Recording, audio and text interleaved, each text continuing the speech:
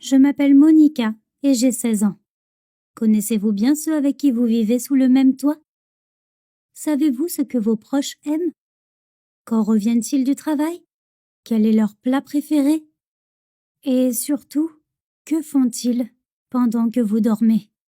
J'ai tellement fait confiance à mes proches que j'ai dû y laisser ma santé et mon bonheur à cause de cela. Maintenant, j'ai honte de raconter cette histoire, mais j'espère que j'obtiendrai de bons conseils et un soutien ici. J'ai grandi avec mon père. Je me souviens à peine de ma mère. Elle est morte quand j'avais environ 4 ans. Parfois, ses mains tremblantes et son air perdu me viennent à l'esprit. J'ai un souvenir très vif de ma mère. Un jour, elle est devenue hystérique et s'est attaquée à la collection de poupées de mon père et a commencé à leur arracher les jambes et la tête. Oh, qu'est-ce qu'elle nous a fait peur à mon père et à moi. C'était probablement à cause de sa maladie dont j'ai aussi hérité. Heureusement, je prends des médicaments et je n'ai pas de crise. J'ai seulement des vertiges de temps en temps. Oui, mon père a une grande collection de poupées. Il en a des centaines, peut-être même des milliers. Tu crois que j'ai de la chance? Que j'ai eu beaucoup de jouets quand j'étais enfant? Bien sûr que non. Il ne m'a pas laissé faire un pas vers son trésor. Parfois, j'avais l'impression qu'il aimait les poupées plus que moi. Mais j'ai compris que c'était juste de la jalousie. C'est un homme et un père génial. Il a dépensé beaucoup d'argent pour mon traitement. En plus, il cuisinait très bien. 3 fois par semaine, il nous organisait un dîner fantastique avec du poulet croustillant fait maison, de la pizza et des hamburgers. Il faisait même des gâteaux pour moi. Quel autre père peut se vanter de tels exploits culinaires? Mais existe-t-il vraiment des pères parfaits? Bien sûr, il avait ses propres défauts. Mon père ne me donnait jamais d'argent de poche et ne m'achetait que très rarement des vêtements. Ma garde-robe n'avait pas été modernisée depuis des années. Je portais des pantalons minables, des chemises trop courtes et des pulls détendus. Parfois, je devais porter les vêtements démodés de ma mère, qui n'étaient évidemment pas à ma taille. Je m'habillais de façon si ridicule. Si à la fin de l'école, on pouvait gagner le prix de la plus grande risée de l'école, alors j'aurais certainement gagné. Je regardais avec envie les vêtements de mes camarades de classe, qui avaient l'air si neufs.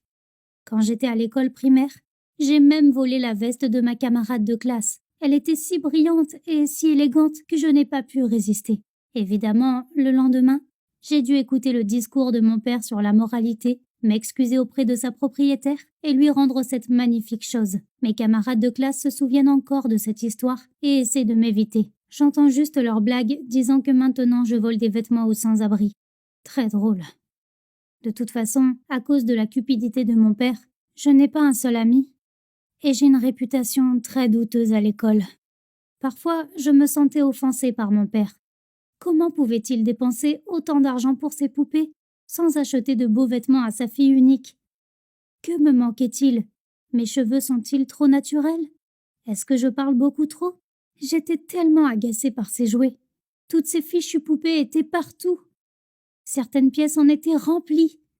Parfois, je me réveillais même avec des cheveux de poupée dans la bouche ou des rubans colorés dans mon lit. Comme j'étais stupide à l'époque. Si seulement j'avais su ce que mon père me faisait, je n'envierais pas les poupées. Parfois, nous ne voyons pas le monde dans son ensemble. Soit nous regardons tout dans des lunettes roses, soit nous le regardons dans le miroir. Le plus important est de s'arrêter à temps et de regarder les choses de manière réaliste. C'est ce que je ne savais pas faire.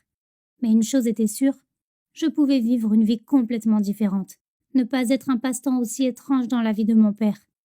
J'ai essayé de ne pas y penser. J'ai essayé de ne pas pleurer quand il a acheté une perruque ou une robe à la vente aux enchères.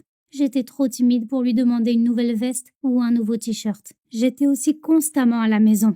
Pas de cinéma, pas de café, pas de fête. Pour chaque demande d'avoir un peu d'argent, j'avais une réponse. Monica, tu es malade. À tout moment, tu peux perdre conscience. La vie normale d'adolescente n'est pas pour toi.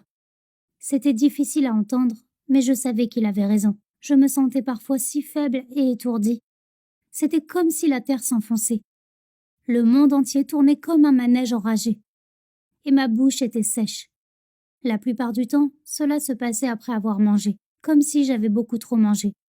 Je m'endormais rapidement et je me réveillais le matin toujours brisée et je détestais le monde. Mon père disait toujours que c'était normal, tout comme ma mère. C'est pourquoi je devais rester plus souvent à la maison. Mais bon sang, je voulais tellement passer plus de temps avec mes camarades. Si seulement j'avais su ce qu'il y avait vraiment derrière mon mauvais pressentiment. Malgré ses défauts, j'aimais mon père.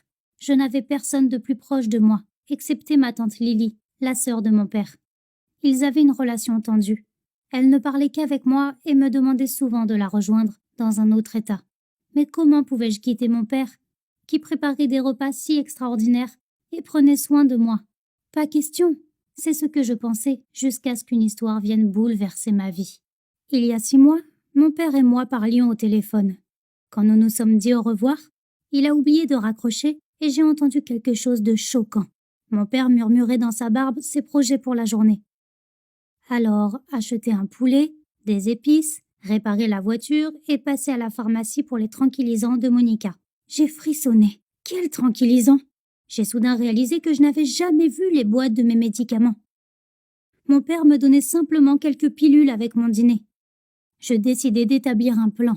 Il fallait que je vérifie si mon père me mentait. Peut-être ai-je cru qu'il avait parlé de tranquillisants. Peut-être était-ce un problème dans le réseau téléphonique. Au fond de moi, je savais que ce n'était pas une interférence sur la ligne ou dans mes oreilles. Je suis malade, bien sûr, mais mon audition est excellente. Mon père préparait quelque chose et j'ai dû faire une expérience d'investigation. Même si je voulais vraiment que ce soit une illusion ou un cauchemar qui serait bientôt terminé. Et c'est ce que j'ai fait. Quand je suis rentrée à la maison, j'ai fait semblant de ne rien avoir entendu. Pendant le dîner, je riais des blagues de papa, je parlais de mon école. J'ai même imité le fait de mâcher du poulet et de boire les pilules pour ma maladie avec de l'eau. Il semblait que mon père ne se doutait de rien. Après notre dîner, je suis allée dans ma chambre et j'ai fait semblant de dormir. Une demi-heure plus tard, mon père est venu dans ma chambre. J'ai senti ses doigts sur mon corps. Il a commencé à me poudrer les joues, à me mettre du rouge à lèvres sur ma bouche et à me maquiller les yeux. J'étais allongée dans ma chemise de nuit et je tremblais de terreur. Il a soudain soulevé ma tête et a jeté un tissu par-dessus. Je voulais crier et pleurer, mais je me tenais à peine. Je m'attendais au pire, mais j'ai senti qu'il me mettait une robe. La mousseline me grattait le corps, mais avec beaucoup de volonté. J'ai continué à faire semblant de dormir. J'ai décidé de continuer à regarder, ou plutôt à vivre le spectacle jusqu'à la fin. Mon père a commencé à me mettre des rubans dans les cheveux, en faisant des dialogues stupides sur le temps et la vie de poupée. Puis il m'a mis du thé chaud sur les lèvres et a étalé du gâteau à la crème sur mon visage. Il m'a murmuré à l'oreille, comme jamais auparavant. « Pourquoi es-tu si maladroite? Je vais t'essuyer avec une serviette. » Mon Dieu, quelle absurdité! Était-ce un rêve? Notre goûter a duré environ 2 heures. À la fin, il m'a démaquillée, a enlevé la robe et a quitté la pièce. Je n'ai pas pu fermer les yeux jusqu'au matin et j'ai été totalement horrifiée. L'homme avec qui je vivais dans la même maison et que j'appelais mon père était fou. Pour lui, je n'étais pas une fille, mais une poupée humaine dans sa collection, qu'il bourrait de tranquillisants. C'est donc de là que viennent mes maux de tête. De toute évidence, pas de l'épilepsie. Et si je n'étais pas du tout malade? Je ne pouvais pas rester plus longtemps dans ce théâtre de poupées, où il semblait que je jouais le rôle principal. Ce matin-là, mon père est allé travailler et j'ai appelé ma tante pour lui dire que je voulais venir la voir. Elle m'a envoyé de l'argent et je suis montée dans un bus. Pendant tout le trajet, j'ai pensé à ce que je lui dirais. Est-ce qu'elle me croirait? Ou appellerait-elle simplement les ambulanciers qui m'emmèneront dans un asile de fous? Salut, c'est bien l'hôpital psychiatrique? Nous avons une patiente ici qui prétend se transformer en poupée la nuit. Heureusement, lorsque nous nous sommes rencontrés, elle m'a surprise en me posant la question. Il l'a fait avec toi aussi, Monica? J'ai hoché la tête et elle m'a serrée dans ses bras. Ce soir-là, nous avons eu une conversation honnête. Lily m'a dit qu'ils étaient vraiment pauvres dans leur enfance. Leurs parents arrivaient à peine à se payer de la nourriture et ne pouvaient pas leur acheter de jouets. Tout ce que mon père avait, c'était les vieilles poupées de leur grand-mère. Il jouait constamment avec elles et s'y attachait beaucoup. Quand la famille a eu l'occasion de lui acheter des voitures et des avions, il ne les a même pas touchés. À l'âge de 14 ans, il a continué à organiser des goûters avec ses amis en plastique et c'était vraiment effrayant pour leurs parents. Lily prétend avoir aussi trouvé des rubans dans son lit. Probablement qu'il a aussi intimidé ma pauvre mère. À l'époque, ils comprenaient tous qu'il avait des problèmes. Mais personne ne pouvait rien y faire. Les poupées étaient prises de force, cachées, jetées, brûlées, mais il en trouvait des nouvelles et jouait avec elles tant que personne ne les lui retirait. Il fait cela depuis 48 ans. Je vis chez ma tante maintenant. Je ne peux pas pardonner à mon père, mais il me manque beaucoup. Parfois, je me dis, peut-être devrais-je lui rendre visite, peut-être devrions-nous parler, lui trouver un bon thérapeute qui résoudrait le problème. Après tout, il n'a rien fait de mal, il m'a juste donné du thé. En revanche, il a inventé une fausse maladie pour moi et m'a donné des tranquillisants. Un père aimant serait-il capable de faire une telle chose?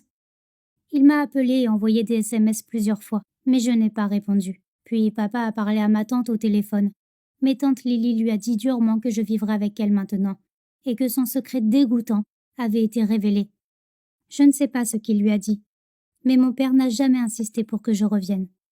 Je pense qu'il vit dans son propre petit monde avec ses poupées et qu'il est très heureux. Ou peut-être qu'il ne l'est pas. Peut-être que c'est difficile, mais il a peur de me dire que je lui manque. Ou bien il a honte. Mais le père est l'homme le plus cher, n'est-ce pas? Je ne peux pas le laisser seul avec ce problème, ou le puis-je? Que feriez-vous à ma place? Vos proches ont-ils des particularités? Comment vivez-vous avec eux? S'il vous plaît, donnez-moi votre avis. Vous pouvez l'écrire dans les commentaires. N'oubliez pas de vous abonner à la chaîne pour encore plus d'histoires.